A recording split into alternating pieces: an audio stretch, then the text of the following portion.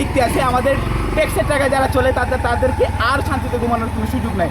আমরা যে কোনো সময় পৌরসভা ঘেরাও করবো এবং এই রাস্তা আমাদের যে কোনো সময় যে কোনো মূল্যে আমাদের করে দিতে হবে। যদি টাকা না থাকে আমাদেরকে বলুক যে টাকা নাই, সরকারের ফান্ডে কি টাকা নাই, যদি টাকা না থাকে আমাদেরকে বলুক, আমরা ভিক্ষা করে হলো এই রাস্তা সংস্কারের জন্য এই যা করা লাগে আমরা করবো। তার পৌরসভার লোককে বললেই করবো, আমরা ইয়ার জগজা দিলাম, কাজ করে দিলাম না কেন, আমরা দেখা সান্ত্বনা দেয় এই আমরা খুব বেহাল অবস্থা, আমরা 3-5 দিন এমপি ডিসি বা ওদের পৌরসভার জন্য প্রশাসনের তারা কেউ দিকে তারা কানল হয় না। এমন কোনো মিস নাই একটা অ্যাক্সিডেন্ট হয় না করি কেন, ওই অটো উল্টে যায়, রিক্সা উল্টে যায়, সিএনজি উল্টে যায়, এই টাকাটা করা আছে। কেউ তো মানে তারা নজরও করে না, আমরা যেন অসহায় হয়ে রয়েছি রাস্তা লইয়া।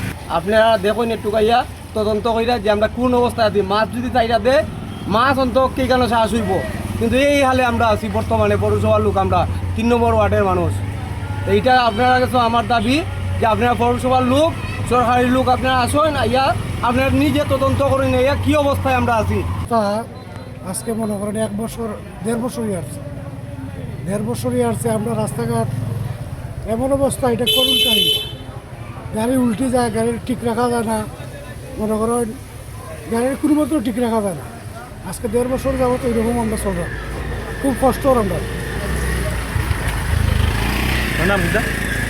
আবু আনিফা যেন বাঙ্গা গাড়ি অকল লাগিয়া উঠি যায়, পড়ি যায়, নানান ধরনের অ্যাক্সিডেন্ট হয়।